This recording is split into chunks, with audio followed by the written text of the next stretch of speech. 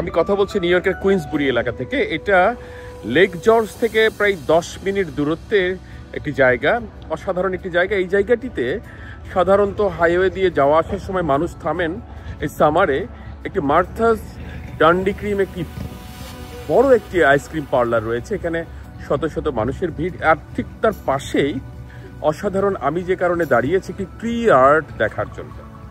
Tree আর্টের একটি কেন্দ্র। এখানে অসাধারণ শিল্পকর্ম রয়েছে। আমার পেছনে কিছু দেখতে পাচ্ছেন, সম্ভবত ইনিই আর্টিস্ট হবেন কিনা।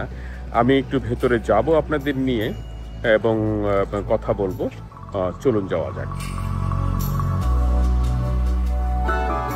এবং আমরা দেখছি যে বিভিন্ন গাছের বড় বড় গুড়ি রাখা আছে এবং অনেক গাছের গুড়ি কেটে নানা রকমের শিল্পকর্ম তৈরি করা হয়েছে। আমরা বাংলাদেশের মানুষ বলবো যে গত অর্ধ শতাব্দী কাল ধরে এই ধরনের শিল্পকর্ম দেখে এসেছি। ফেরদৌসী প্রিয়ভাষিনীর শিল্পকর্ম, এবং যেটি একটু অন্য ধরনের। বলবো যে ফেলে দেওয়া গাছ থেকে, গাছের শেকড় বাকড় থেকে, কাণ্ড থেকে, বিভিন্ন অংশ থেকে অসাধারণ বিমূর্ত শিল্পকর্ম বের করে এনেছেন। এটি অবশ্য একটু ভিন্নভাবে দেখানো হয়েছে, ভিন্নভাবে করা হয়েছে। এটি খুব বেশি অভিনব নয়, কারণ কাঠের গুঁড়ি কেটে কেটে একেবারে শিল্পকর্ম তৈরি করেছে। যেমন এটি বড় একটি পাতা তৈরি করা হয়েছে, এই একটি পেঁচা তৈরি করা হয়েছে, এটি একটি পেঙ্গুইন, এটি একটি ভালুকের মাথা। এগুলো সবই গাছের গুঁড়ি কেটে কেটে এটা মিষ্টি কুমড়া তৈরি করা হয়েছে।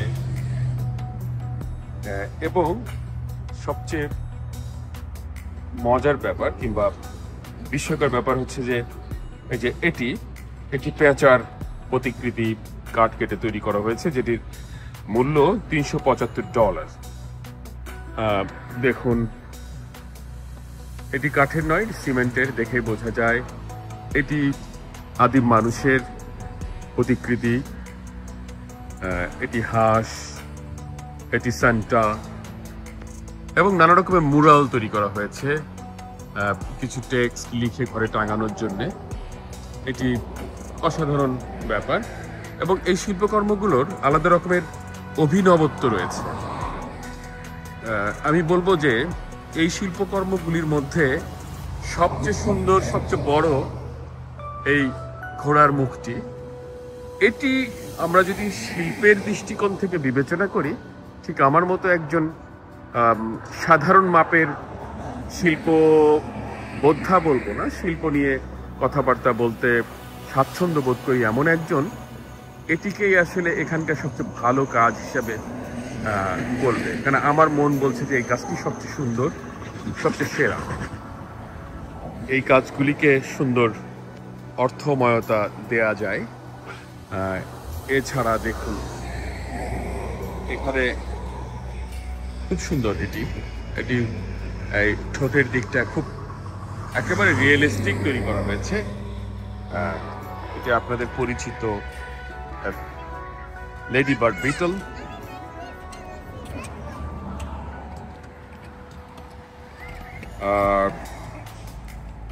Sunflower, pumpkin. হ্যাঁ, শিল্পকর্মগুলো সবই আমাদের চেনা জানা। আমেরিকার দৃষ্টিকোণ থেকে সেগুলি আসলে সবারই চেনা জানা। অনেকে এগুলো কিনে ঘরে সংগ্রহ করতে পারেন। এই শিল্পকর্মটির কথা বলি, 2875 টাকা, বাংলাদেশি টাকায় 3 লাখ টাকা এই শিল্পকর্মটি। ঘোড়ার যেটা আমি মুখ বললাম, এখানকার সবচেয়ে বড় কাজটি $9000, অর্থাৎ বাংলাদেশি টাকায় আপনার 10.5 লাখ টাকা কিংবা তারও কিছু বেশি। যাই হোক, এখন আমি আরো কিছু কাজ দেখছি রং করা বাদে। এই যে কাঠের স্বাভাবিক যে রং ঠিক রেখে কাজ করা, সেগুলিও কিন্তু অভিনব, সেগুলির সৌন্দর্য আছে আলাদা।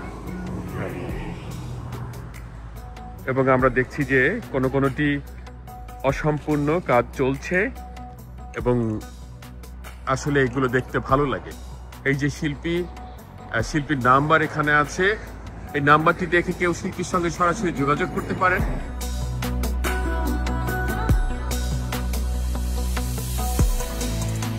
এই শিল্প জগতের এই অংশে আসলে প্রবেশাধিকার সংরক্ষিত।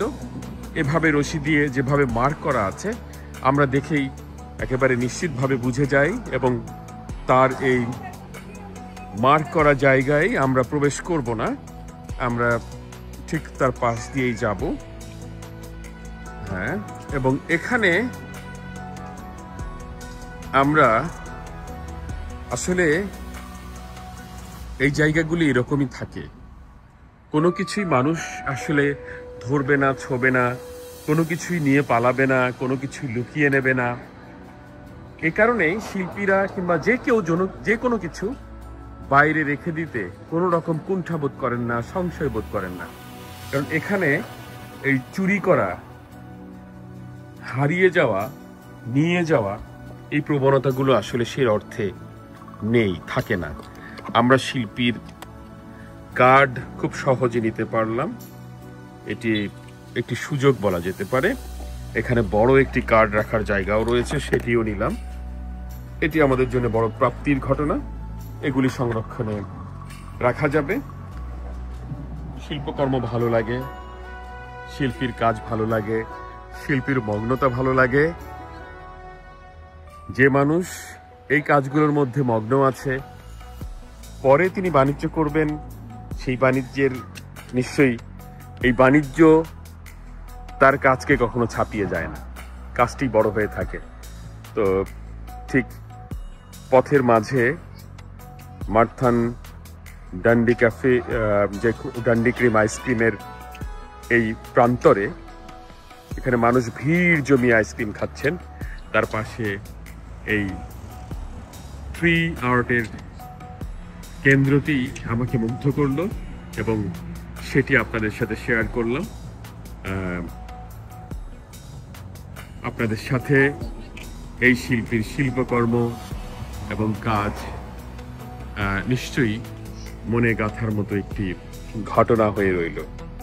সবাইকে অসংখ্য ধন্যবাদ।